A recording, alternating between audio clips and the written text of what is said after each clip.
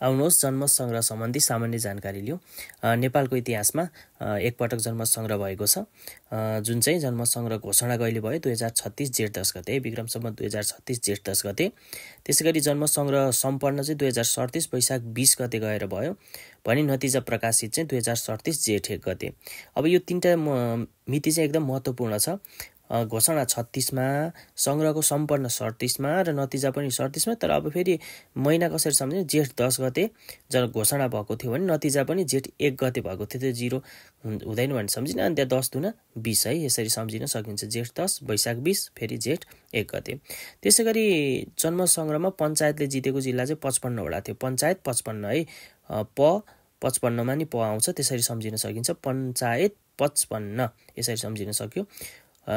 त्यसपछि जन्म सङ्ग्रह बौद्धले जितेको जिल्ला 20 होइन, यो त सब भइहाल्यो। जम्मा मतदान केन्द्र चाहिँ 10,025 वटा, जसमध्ये 19 वटा चाहिँ विदेशमा पनि थियो। अनि अर्को जन्म सङ्ग्रह हुँदाका प्रधानमन्त्री सूर्यबहादुर थापा। जन्म सङ्ग्रह हुँदाका चाहिँ को थिए त, सूर्यबहादुर थापा थिए भने जन्म सङ्ग्रहको घोषणापछि प्रधानमन्त्रीबाट राजीनामा दिने कीर्तिनिधि बिष्ट थिए। राजीनामा दिने कसले, कीर्तिनिधि बिष्ट किरा होइन त।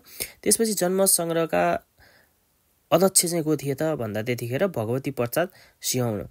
अनि त्यसपछि पञ्चायतको पहेँलो रङ र बौद्धलीको निलो रङ दिएको थियो त्यतिखेर जन्म सङ्ग्रह गर्दाखेरिको होइन, पञ्चायत पहेँलो रङ। अब यसरी पञ्चायत आएपछि पहेँलो 55, यसरी प है, यसरी एउटा लिङ्क बनायो भने हामीलाई सम्झिन सजिलो हुन्छ। अब सुन्दा हेर्दा सजिलो जस्तो लाग्छ, तर परीक्षाको बेलामा यही कुरा चाहिँ हामी झुक्किन सक्छौँ। अनि अर्को कुरा भनेको चाहिँ कस्तो भने 2036 जेठ 10, 2037 वैशाख 20 र 2037 जेठ 1, यसरी यो 3वटा मिति पनि हामीले याद गर्नुपर्छ।